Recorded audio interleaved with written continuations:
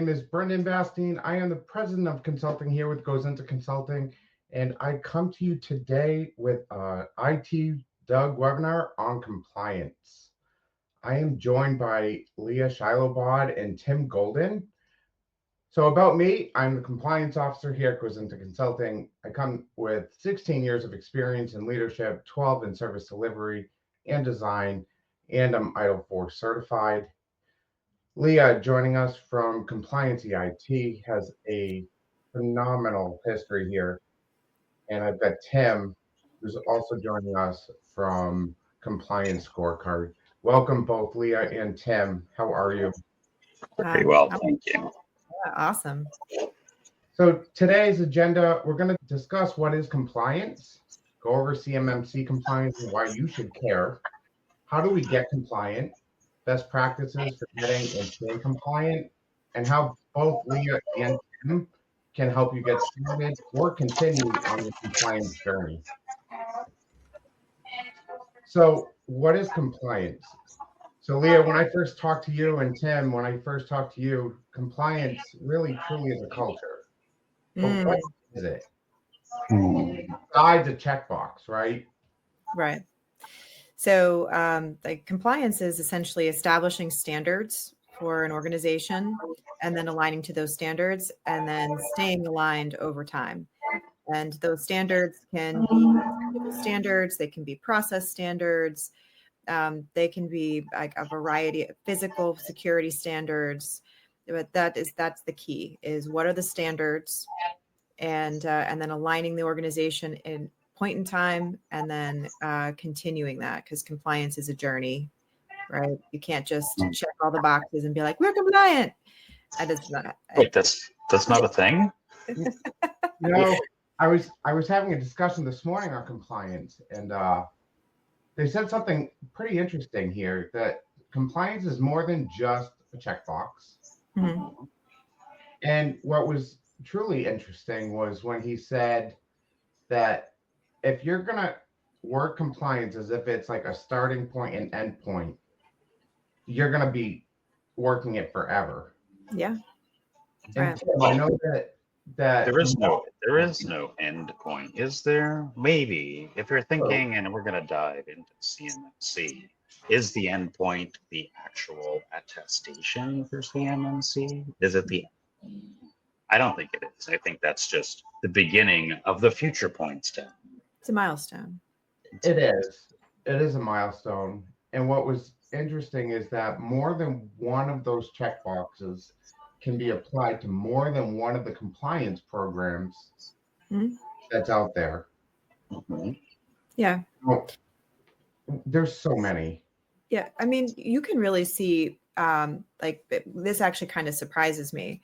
But one of the organizations that we've worked with, they're actually a public institution, and for them, their compliance is driven by their cyber insurance requirements.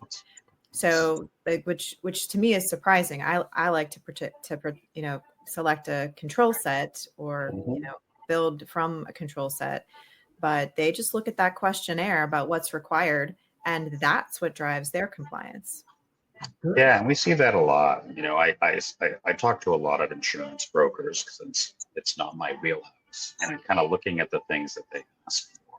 It's funny, a good friend of mine, Dustin Bolander, and I, and Will, we were like joking around, and like we came up with a new framework, and we called it CLIF, Cyber Liability Insurance Framework. Right? We want to help keep our customers from falling off the cliff. I'm like, oh, great. Another acronym, another framework. Here we go again. All right. Now I'm like part of the problem.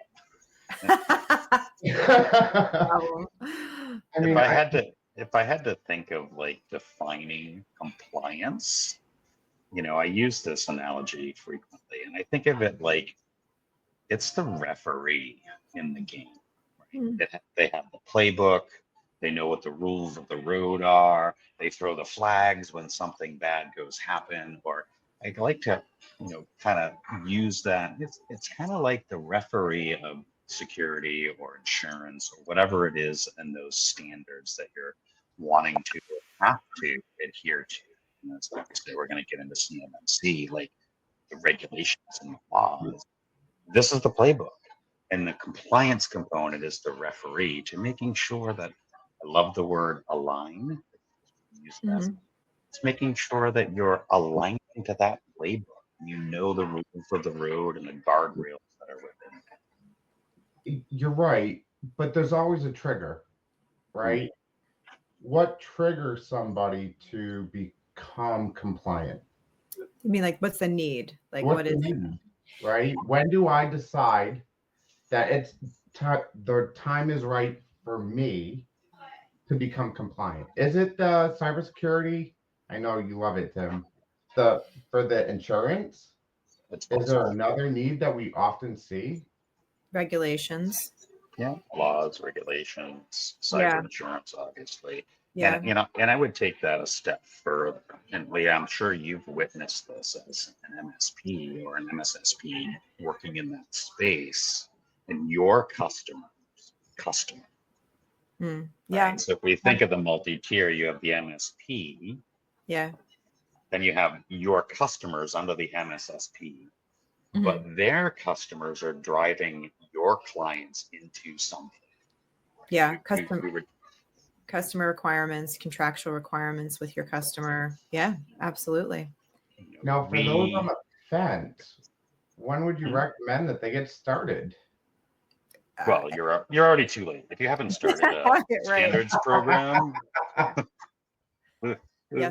Last year. Yesterday, if for we're compliance. talking CMMC, 17 years ago. Yeah. Well, I mean, if you are an MSP and you have cyber insurance, then you have already had to prove certain things, right? Because they're not going to insure you. We run very high risk businesses because of the type of work we do. So they're not going to insure you unless you have some minimum standards. Now, hopefully you were honest about that. Wait, people lie on those insurance I hope forms? not. They actually want to get them paid on the back end. So you already have like the beginnings of a program, and because in order to get insurance, but there can also be like, if you just see compliance as this heavy, I have to do, then you're not going to get a lot of benefit out of it. If you see it as from the perspective of decreasing risk for your organization, then you actually get massive benefits. Like I've owned this company for like 18 years, going on 19 years. Trust me, I walk around thinking about the fact that if a malicious actor leveraged into my RMM and pressed the button, that we could blow up like thousands of endpoints, right? I think about that, right? And so if I can implement standards in my organization that are really clear and that we align to and that we assure stay that way over time, I'm decreasing the risk in my company. So should MSPs have some kind of compliance program for their organization? 100%. It doesn't matter who you're serving. If you have any customers at all, you should be looking at ways to decrease your risk. And you don't do that by just kind of shooting in the dark. Oh, I think this is good. Or maybe I just buy this tool. Oh, I'll implement a SIM. Like that's spastic, and that's not really going to decrease risk. Exactly. Great points. I hear the question a lot, like, as an MSP, I really think I should be doing this. I know I might have a customer need. Where do I go? Where do I start? What do I do? What framework? I hear that question a lot. What framework? And the now formerly known as CompTIA has the whole Trustmark program, which is a great way to be able to get into and get your own house in order. And I love, Leah, the fact that you are actually concerned about having your own house in order. And a lot of MSPs, they're on that reactive, making sure that their clients are in order, and tend to forget about themselves. Yeah. The cobbler's children have no shoes. Or the mechanic with the broken down jalopy in the yard. Right. Yeah. So when we work with any organization, that has a compliance requirement, then you first look at what are all of the compliance requirements that I have? What is everything? Mhm. I used to, so like we specialize in helping companies that need CMMC compliance and MSPs that need CMMC compliance as well. So we used to just say, oh, they need CMMC compliance, we're good. And then over time, we found out that some of them do have specific contractual requirements Mhm. that are not just, you must be compliant at level 2 and apply the 800-171 controls. It's like, actually, we need you to report an incident to us within 24 hours of having it. DoD's requirement 72. Or here are the additional security requirements that you have above 800-171. So now we ask at the beginning. So if you're an MSP and you're like, what framework should I use? Like, do an audit of what's required. Do any of your customers require something of you already? What about your cybersecurity questionnaire? Like, what's your requirements from there? So get an audit of what's actually required, and then look at some frameworks. Look at the CSF, the cybersecurity framework. Look at FTC safeguards, GLBA, like all the mouthful of acronyms, right? look at the acronyms. look at the CIS controls. You know, and when you build that program, you know, like there are a lot of controls in CIS. There's 3 implementation groups. Maybe not all of them are a really great idea for you to implement now. Select controls and groups, start with something. I'm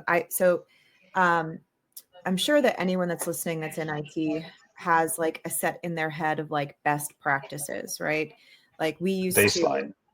we used to like back in the day, before I learned anything about controls, we always used to say, well, we configure a server this way because it's a best practice. Sure. You know, X, Y, and Z because it's a best practice. So we had this set of like Leia's controls, but who's Leia? Right. I mean, I think I'm pretty cool. Who remembers those days of the Microsoft Security Baseline Analyzer? Right. We would just run that and be like, oh, I got green boxes, I'm good. Yeah. So, you know, use control sets that are out there already that really smart people built that did a lot of deep thought about it. Select controls and frameworks that are already out there, and they're all available online for free for you to peruse. You know, when we talk about all of these, it all boils down to process and the culture that we build, right? We need to make sure that our side of the street is clean before we can start helping others. It's kind of like when the airplane says, put your mask on first, right? Are we following what we should of putting the correct controls in place? And it really is the culture. We have to build that from the ground up, especially if the MSP is not used to taking security in-house for their own instance, right? Yeah, I mean, if you never have the time to do it right from the start, you'll never make the time to do it over. Right? You know, what does vision of good go live look like? Because it's a process, right? Yeah. When you bring up the culture conversation, this is a really hard lesson I had to learn way back in 2007, whatever it was. You know, we got a contract. It said you'll adhere to NIST 853, whatever. And I immediately grabbed the controls and I started knocking things off and locking down admin rights and pissing off all the users along the way because Bid Bag Tim was here just doing the things that he was supposed to be doing. And the lesson that I learned in there was I needed to talk about the why. I needed to build that culture in the company to think there's millions of dollars of revenue and your job, you have the ability to collect a paycheck, depends on us doing this. Oh, absolutely. And if you're right. And so I had to actually learn the hard way of like, oh, I probably need to explain to the users why you have to do 2-factor now. Not just throw it in their face and be like, too bad, this is what we're doing. You know, and I went from Mr. No to Mr. Why. Mhm. And that was a really hard lesson for me to learn in that corporate world. But once I did that, and once I was able to have those conversations, everything was easy. Hey, I need a new backup solution. Hey, I need a new this. Hey, we need a new that. Like, no problem getting those things approved over the years because they understood the why. Like, everybody's job depends on this contract. And if we don't do these things, we lose those contracts. Right. Why is huge in business holistically? Hmm. We work with a lot of very, very intelligent people Yeah. all the time. And we need, as human beings, to understand the why. Mm-hmm. Otherwise, it can look like micromanagement. It can look like we're just, shooting things off from the top down. That Mhm. why is critical, Yeah. not only in compliance, but in business as a whole. And then you can take it a step further. And as you're building that culture and understanding the why, you can actually make it fun. You can make compliance sexy. And everybody's like, what? How? Like, documentation is boring. I hate it. But you can gamify components of that. Right? Oh, yeah. Maybe there's ways to make it less boring and less, and more exciting Hmm. by building that culture around it. 100%. There was a few times where I was struggling to understand and interpret a couple of the controls, and I just sat down. Like, these were all educators, PhDs, doctors, lawyers, whatever, and they didn't. And I just sat with them, and I'm like, I'm stuck. Like, I don't know what these things mean. And we just all sat together, made a game out of it, and literally broke down word by word, and then tried to put it in context and the phrases, and like, everybody was involved and they felt like they were part of the solution. That's awesome. Yeah. So last year, we did, I know you're seeing a Star Trek theme in the background. That's because I'm the CMMC Jedi and the IT Princess of Power. But we did a Star Trek theme last year, and we gamified creating SOPs, checklists, scripts, things like that, and network diagrams. And we called it "Beam Me to Awesomeness." I just pulled it up on my screen. And for every I made like a game board, like a huge game board, and I made like everyone had little pieces that had their face on it, and they would get points for updating an SOP or checklist, creating a new SOP or checklist, creating a new technical script. And then based on all of those points, and they'd have to like show us like a link to the documentation that they had. They got points, and then they got to move themselves around the board, and they got things like swag or gift cards or stuff like that, and we made it fun around a theme like that. We similar conceptually inside the compliance scorecard platform. We took that similar gamification concept, applied it within the MSP and their customers. Do a policy, get a point. Align a thing, get a point. And that's baked into how we're trying to like build out the platform. And I blame that on the conference apps that we all use, right? Anybody here use Hoova? Right? Gone to a conference and seen those Hoova apps where they have the leaderboard?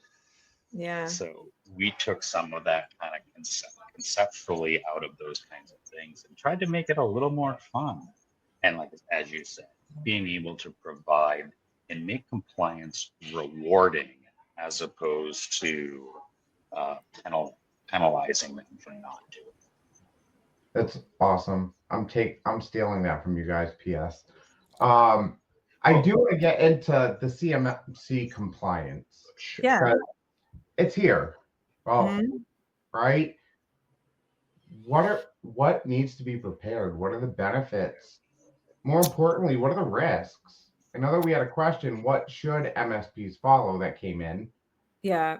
So before we hop into CMMC specifically, I would need to underscore for any MSP or MSSP that's listening right now or that watches this later, that compliance is coming for our industry. Like we have been the Wild West since the inception of our industry. And our federal government sees the risk that we pose to our nation and to our economy. Obviously, like they need us. Businesses would not be able to operate. We are vital. And so if we are that a huge risk. So you need to prepare yourself for regulation coming to our industry. And the first, I mean, you all saw the CISA proposed rule that's going to require us to report not only our own incidents, but also our clients' incidents. That is just the start of compliance regulations that are coming down on us. So, don't be caught unawares when you see that happen. CMMC actually impacts MSPs as a compliance regulation if you serve companies that require level 2 or level 3 compliance, because we serve in a security protection function and we have access to environments with the government sensitive data. So we need to align ourselves and our tools with those controls, or our clients will fail assessment, and then we won't have those clients anymore. The last thing we want to be is the cause of a failure of an assessment, right? And them losing millions of dollars of work. I want to back up on what you started out with on the underscoring of, in my opinion, compliance is already here. Now there isn't a specific regulated framework or standard for MSPs yet. The Global Technology Association, formerly known as CompTIA, has started to build out the Trustmark program. It is a good step forward in that. I kind of look at, for decades, IT services has started with that like repair, like that break fix. They moved into like that managed service component, right? They really have that IT operations down pat. They have RMM and backup, and they have that IT operations.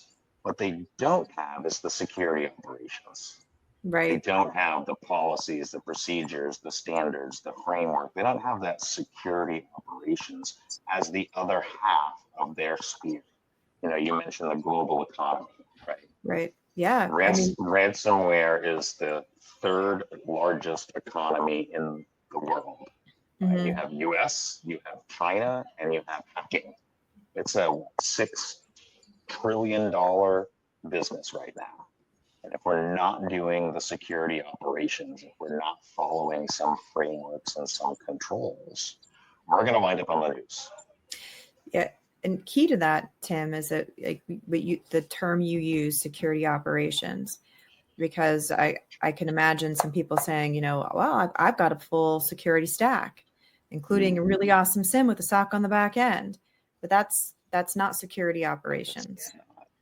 Those are tools, and you cannot tool your way secure.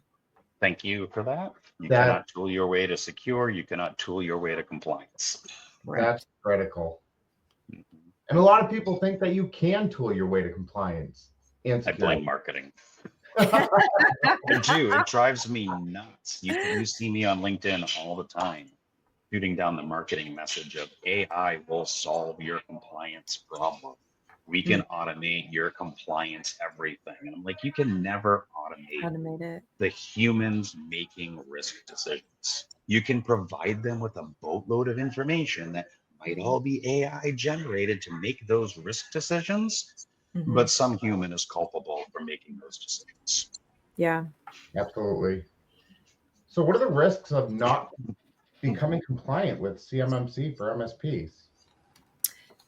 So if you serve in the capacity in CMMC, there are different asset, like they classify assets in different ways. There are people assets, there are technology assets, and there are facility assets. And each of those assets can be a CUI asset, processing, storing, or transmitting CUI. Hopefully that's not you if you're an MSP. don't do it. And then there's security protection assets, SPAs, and that's any asset that provides a security function or capability. So immediately you think, oh, that's going to be my security stack. And you're right. It's also your people. Your people are a security protection asset. They are providing a capability of security to your clients, and they have access to an environment that has CUI. And you say, well, no, we don't have access to the area of that server, of that area of GCC high or whatever that has CUI. It doesn't matter. You're an admin on the system. You're God. You can barrel through all of that and get access to it if you want to. So that trusted relationship, that external connection from your company to theirs, brings you in scope to make you need to be compliant to and apply those 110 controls as they're relevant to the services that you're providing. So if you don't get compliant, because you're going to be part of that assessment that your clients go through, and they're going to look, they're going to say, okay, show me how these security tools are compliant. Show me your documentation. Show me the baseline configurations. Show me how you do change management. Is your environment that's connecting to this environment, is it the same standard as the one you're connecting to? Because that's an external connection. So if you aren't able to prove that during assessment, then your client will fail the assessment. So you don't want to go through assessment. You're sure you're tight on your side of your alignment with the controls and your own documentation and your own processes, because they will fail. And then if they spend $40,000, $50,000 on an assessment and they don't pass it, they're going to be saying, well, whose fault is this? And if clearly it's yours.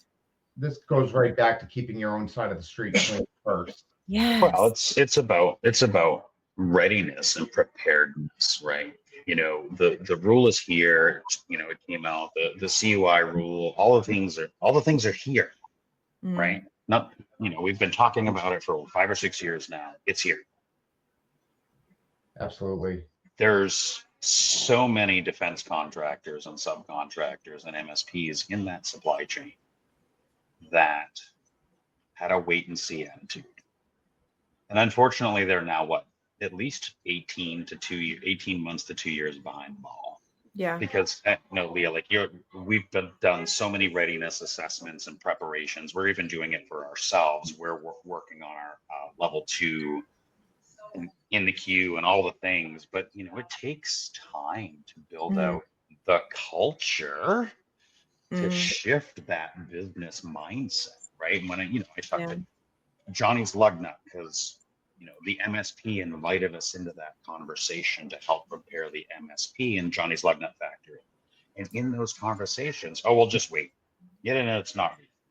Well, now it is. And now everybody is scrambling to play catch up, because 90% of Johnny's lug nut revenue comes from those government contracts. And if they don't do this, they're out of business. They're going to have to maybe hire a marketing and sales team to go do this in the commercial. Yeah. Right.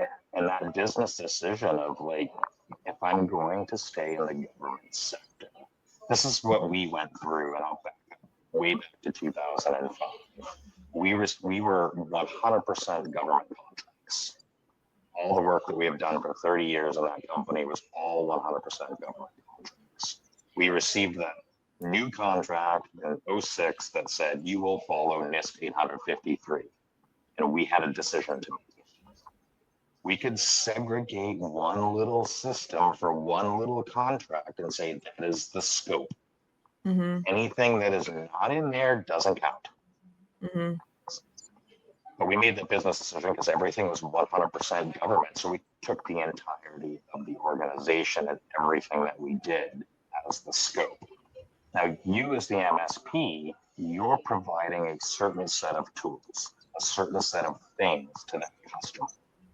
And chances are what you're doing will end up being as part of that scope. Yeah, it would be. At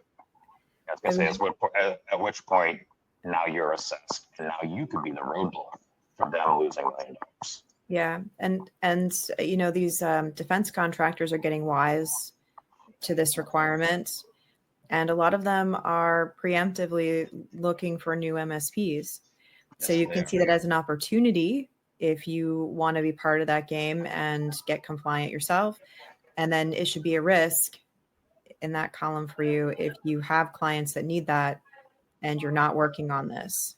I mean, but some of our MSPs have actually just chosen to drop their 1 or 2 CMMC customers because the bulk of their business, 80 to 90% of their business, comes from a whole completely different vertical. And that 1 or 2, CMMC customer, while lucrative, eventually will not. Yeah. So we've consulted with quite a few. They're like, no, we're just going to drop. So my question is, and the big question is, how do you get compliant? Where do you start? I remember. No, AI just checks that box. That's what everybody's marked. I mean, I can buy CMMC in a box and be done in 24 hours for $99. Oh, sorry. Did I say that out loud? So I remember going into PCI compliance and GDPR compliance for Gozynta, and I got this lengthy list of controls that needed to be implemented, processes that needed to be implemented, right? Where do we get our data? And I remember looking at it going, where do I start? Yeah. I know that there are a lot of MSPs looking at these controls in the same way. Where do you recommend? So what we did in our organization, and this is how we ended up building the CMMCIT documentation toolkit as well as a end result of this, was that I looked at, we were already a culture that was really about documentation, whether that is documentation of the changes that we're making, change management, and also lots of SOPs and checklists. We already had that built into our culture. So we looked at what are we actually doing right now that is compliant, right? So like if we look at that, the day-to-day stuff that my technicians and engineers are doing, what processes with documentation do we already have? And then where are those gaps? And then above that, you need to have some report up and accountability. You have to have like plans, operational stuff that you're going to do on a regular basis. Like how are you going to respond to an incident response plan? How are you going to manage your assets, asset management plan? How are you going to check the alignment to the controls over time, risk management plan? So I built those operational plans on top of that. And then only then did I decide that I was going to build out my IT security policies that would govern it all, because it has to be functional in nature. If you just start at the top and you're like, okay, I'm going to write some policies, like you're not thinking about the functional nature. So you're going to have a lot of like really, really nice sounding CYA documentation that is not very relevant. It sounds good, but you're just like, pretty words on paper. And that doesn't make it effective. Like, why go through this exercise if you're not going to get the benefits of it? Exactly. It's the business outcomes. I totally agree. I mean, for us, it really is, as the slideshow says, it was bottom up. What can we knock off right away? What do we actually have? Yeah. But the culture needed to be built too, because having the pretty policy is just not enough. Everybody needs to be aware, and what are the implications of not following it? Yeah. That's exactly like, and we'll probably get into this a little later. Like when I looked at, and Leah, I love the fact that you used the word govern. Like when you, like policies are nothing without the alignment first, alignment to the actual business practices in place, not just pretty words on the paper. The last thing you want to do is write a bunch of stuff down that you're not doing. That's I had some documents that were literally one sentence that said, we didn't do nothing here, but we're committed to doing something with a timeline. Right. Right. And so starting with that alignment place, with the things you're actually doing today. Conduct a gap assessment, look at your documentation, look at the control, and at least start with some sort of self-awareness of what you have and what you don't. Mm-hmm. And then build out a plan to start to execute those things. All that starts with proper documentation. We weave this into our culture at our MSP by bringing everything back to our core values. So we have a set of core values. We call them the principles, which I ripped off from Ray Dalio. You want to? It's an awesome book, also called The Principles. But we didn't take all of his principles, but it was our inspiration. Our second principle is CIT is the team and the clients. And so we talk about how not just how we support each other and we support our team. We got your back. We want to make sure that that our team is good. We love our clients. We're passionate about delivering them. We need to show them that love. And all of that actually ties back to the reason why we're doing this in the first place, because there is no company if there is no clients, right? Mm-hmm. So we're doing this to protect our company, and we're doing this to protect each other. So if you see somebody that is that's doing something that's out of alignment with our controls, our standards, our processes, you call them out on it, and not in a mean way, but to just realign. So every single morning, right after at the end of our daily huddle, I close with talking about one of these principles and how that relates to like the compliance and security culture that we have. Love that. I think that, and part of our recommendation during our consulting is, as you start getting these policies and processes and SOPs and knowledge bases, it's a lot, right? Having a 30-minute meeting to review high level, just to bring awareness to some of these policies and changes, is a great place to start. Yeah, it goes right back to the why, Steve. Right? Yeah, the tools as long as you resources that you have are key. And I know both of you have your own tool sets, which we're going to get into in a minute. But I really think that consulting with a professional here is always a good idea. Yeah. Well, and knowing what Leia does and what you guys have over there, documentation is just a great solid foundation as a starting point, right? Mm-hmm. Whether you utilize us as a platform or Leia as a documentation, I say this and I've been saying it every day for the last year and a half, like you need to start someplace. You will never be compliant on day one. So pick a thing. Whether it's CMMC, whether it's CIS, whether it's the trust mark, and do a self-assessment. And if you're scared and you're stuck and you don't know, there's people like Leia and Brendan and others willing to come by your side and walk alongside you in this journey and help you along the way. Sure, it all costs money, but it is the cost of doing business.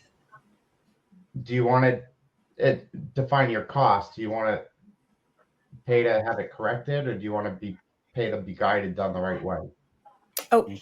So I have to say this because I was talking with my fiance. I'm getting married next month. Yay! Congratulations. Thank you. Now the world also does know, because this is streaming everywhere. But I was just talking to him last night about the if you like the cost of licensing my toolkit and then joining our coaching program for a year.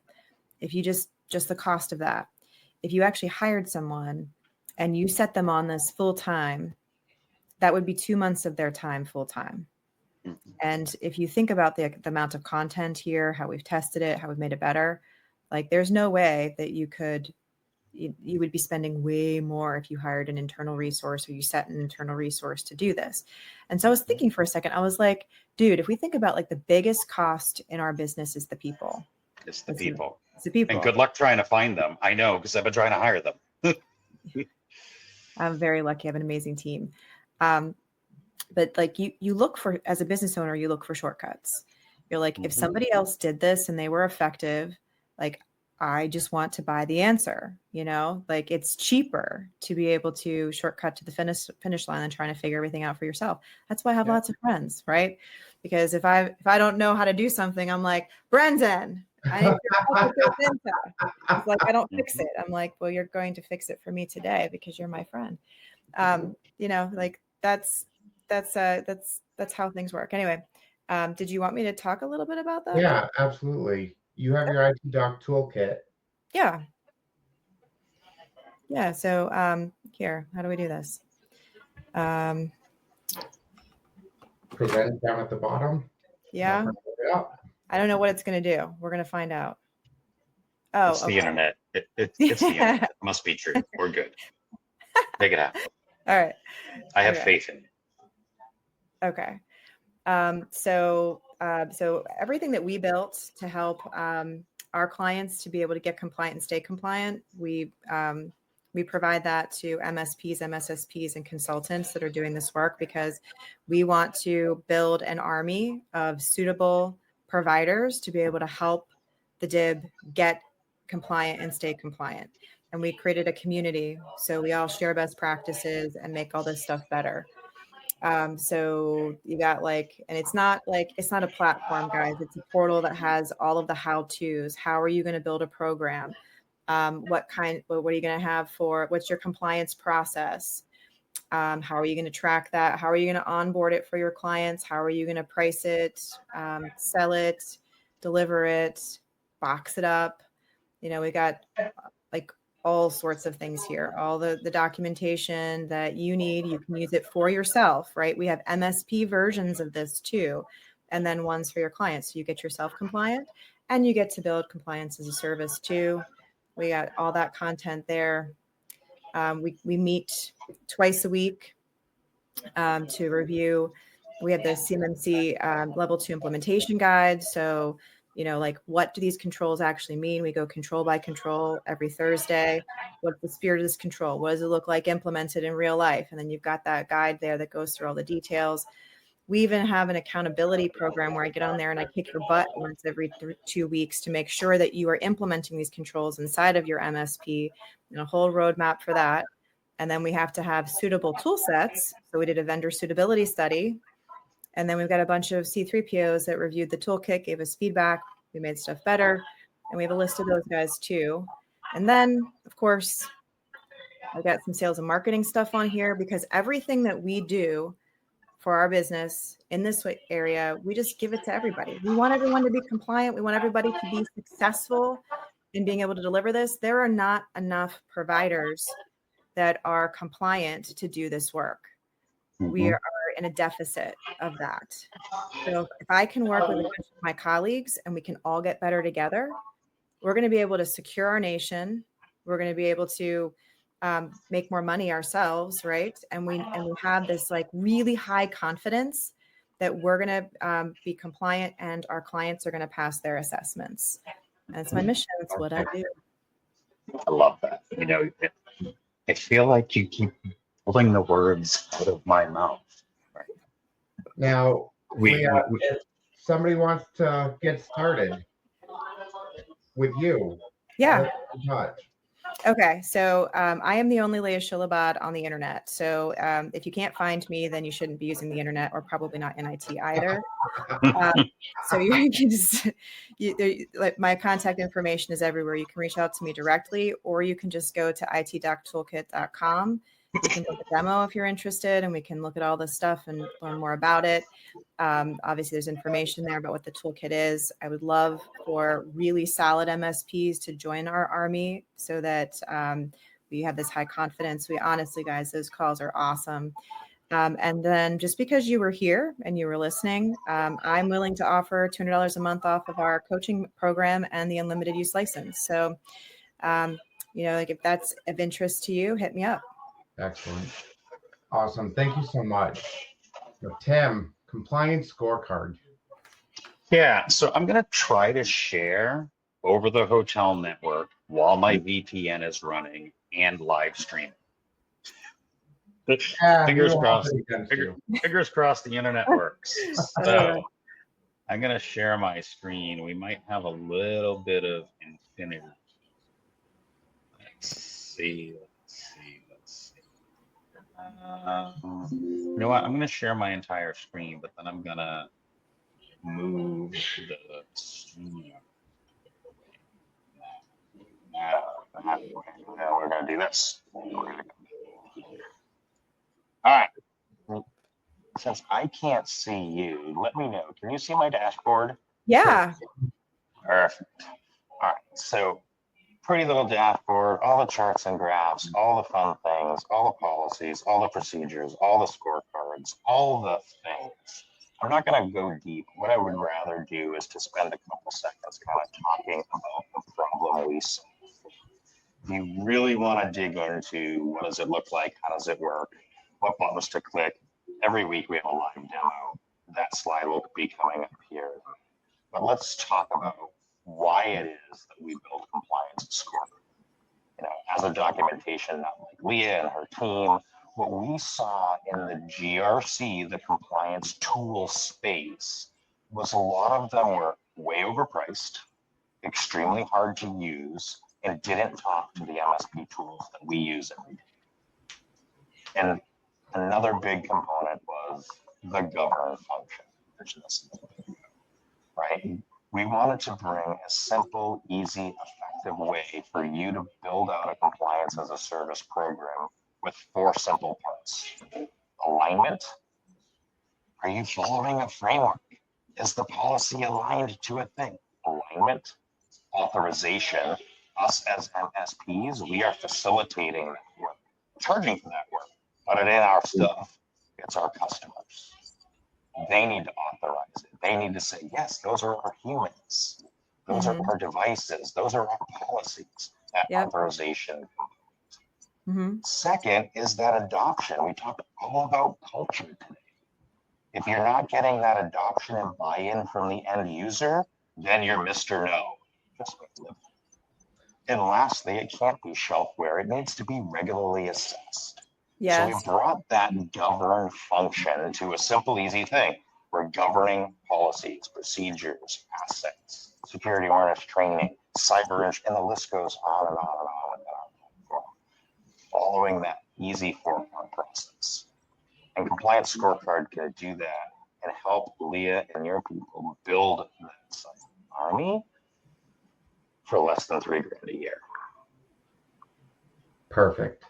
Make it affordable, make it available. The platform, I didn't talk about our peer group. I don't want to take away from Leia's peer group at all. We too have a peer group. We have just added professional services by bringing in our good friend Brian Blakely and bringing in his organization to, again, somewhat competing with Leia, with the exception of you're helping MSPs and we're helping the MSP with their end customer. Yeah. So, and Tim, don't worry about that. Like the way that I think about it is that that we just need a lot of good options for MSPs, and then you look for the thing that you think is the best fit for you. I think the worst thing is, you know, you only have one of the thing. You know, there are other documentation packages out there, and I'm glad that everybody has choice. I'm glad it's not just me, and then it also makes me up my game. Well, there's got to be some synergy. There is some synergy. I mean, we've been on enough webinars together, right? That's right. Listen, you used one of my favorite words a little bit ago, which is better together. Yeah. That is the core of who I am, who we are as an organization, is to work side by side, arm in arm, for all of us to come together and build our cyber army and defend our digital borders, while doubling our revenue along the way. Absolutely. So it doesn't look like we have any questions. Does anybody have any questions, comments? Throw it in the chat. Give it a couple minutes to come on in. And I was trying to watch chat over here on my phone at the same time. Yeah, look at you multitasking. Trying. Yeah, I mean, like I mentioned, I'm everywhere. I can see everybody on the interwebs. I'm going to be at 2 CMMC conferences next month, CIC Southwest, and then also at CUICon down in Tampa. So hopefully I'm in Tampa today. It is cold. It is 48 degrees here. It has been cold all week. I woke up to -10 this morning here in Yeah, Pittsburgh. me too. So, yeah, Me too. 48 seems balmy. Well, I mean, I live in New Hampshire, which is generally cold. I'm like, yay, we're going to be in Tampa next week. I brought shorts. Oh, that was a mistake. and no jacket. Yeah. So if you are an MSP and you're interested in CMMC, please try to get to one of those events, CIC Southwest or to CUICon. You're going to learn lots of things. You'll be able to network with amazing people. I'll be able to see you. We can become friends too. Excellent. Well, we're going to be at a bunch of different conferences. Go look out on our website. Like, do you find we have a couple minutes here, right? Yep. Don't we? Leah, can we banter a little bit about the CMMC conferences? Because a bunch of people are like, Tim, you should go. I'm like, I don't know. Like, tell me a little bit more about one or two of these conferences from an MSP perspective on why they should attend, what they might get out of it, and maybe talk about that briefly for a minute or two, since we have like 8 minutes. Okay. All right. So if I'm going to trade my time for a thing, I need a good reason to do that. And I need to understand what is my purpose of going. So when I go to these events, I look at, first of all, like who's speaking, and I want to know, like, I have specific questions before I go. And if there's not a session, then I'm looking for a who to make friends with, to ask those questions too. And then there is amazing discussion outside of that, whether that's in the hallway or, at happy hour or whatever. And then when you have those relationships, you're going to come up with questions, period. The body of knowledge with CMMC is so large. If any one person says, I know everything about CMMC and the whole world of CMMC, I tell you, turn your heel and run fast in the opposite direction, because it is impossible. It's not just about the controls, guys. There's lots of information. So make friends. Like, there's people who specialize in knowing pieces of this. So make sure that you make friends. Like I have really smart people who have specific knowledge because I show up at those things, because I offer help, because, I'm, a connector in that way. So when I get stuck on a thing, I know exactly who to call and exactly who to text, exactly who to shoot an email. Because I have all that goodwill, they answer me. So, I mean, I love that. That is the reason why I go. I love that. Whether it's a specific CMMC conference or an IT conference, I love the fact that you actually put the effort in to be able to determine some business outcomes, whether that's meeting a new person, maintaining an existing relationship, or actually gaining knowledge from a session, having the business outcomes. I love that. And a lot of people go to a conference because they get free booze and swag.